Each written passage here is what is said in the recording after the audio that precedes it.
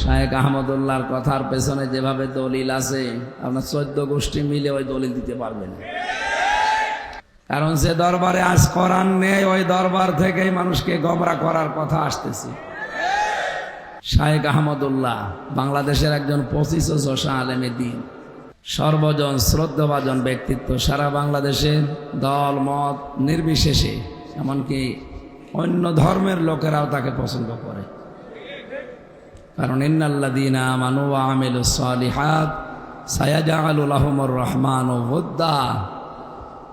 ঈমান আনার পরে কেউ যদি সৎ আমল করে, ঈমান আনার পরে কোনো মানুষ যদি ভালো ভালো কাজের আঞ্জাম দুনিয়ায় দিতে পারে, সত্যিই তার ঈমানের দাবি অনুযায়ী সৃষ্টি জগতের ভেতরে তার প্রতি একটা মহব্বত আল্লাহ তৈরি করে দেয়। এটা শায়েখ আহমদুল্লাহর প্রতি আমরা অবশ্যই তাকে ভালোবাসি কোরআনের জন্যে। কিন্তু ইদানিং কোরআনে কারিমের সবচাইতে বিরুদ্ধে যারা এই দেশে অবস্থান নিয়েছে তারা আজ এই আলেমের বিপক্ষে উল্টাপাল্টা কথা বলছে।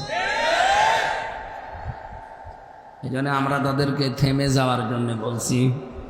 শায়েখ আহমদুল্লাহর কথার পেছনে যেভাবে দলিল আছে আপনার 14 গোষ্ঠী মিলে ওই দলিল দিতে পারবেন। আন্দাজে উল্টাপাল্টা চিল্লা। এই জাহান্নামে লাজার দরজা তাদেরকেই ডাকবে যারা সত্যকে সত্য জানার পরও মুখ ঘুরিয়ে চলে যায়। আর বাংলাদেশে এই চরিত্রের মানুষ বেশি। চোখে আঙ্গুল দিয়ে দেখিয়ে দেওয়া হয়, এর বড় মানতে চায় না। আমি কি নিচে নামবো না? মানে না, আমি আবার 3 বছর থাকি।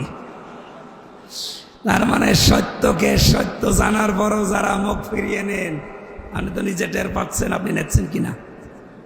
আপনি জানেন যে এটা সত্য কথা, কিন্তু আপনার দলের লোক না, আপনার বাবার মুরিদ না, এই জন্য আপনি মানতে চান না। আপনি জানেন তাহিরি ভাই যা করছে এগুলো ঠিক না, তারপরও আপনি অন্ধভাবে ওগুলো মেনে নিচ্ছেন। আপনার বিবেকের ওপরে কি কুকুরে পোশাক করেছে? কোন ইসলামে আছে ওই রকম নাচানাচি করা লাগবে?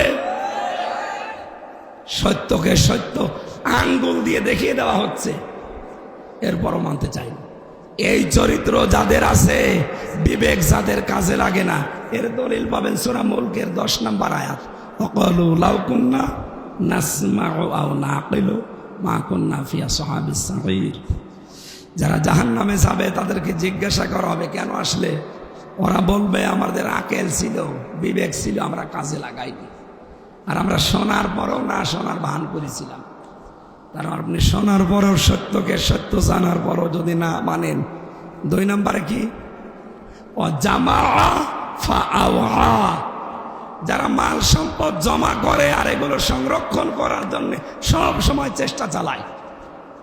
এই বাংলাদেশে এই চরিত্রের মানুষও দিন দিন বাড়ছে। কি করে জমা করবে জমা করবে জমা করবে, আর এগুলো কি করে সংরক্ষণ করা যায়, সে বৈধ হোক আর অবৈধ হোক। দেশে জায়গা হচ্ছে না, অনেকের বেগম পাড়া বানাচ্ছে।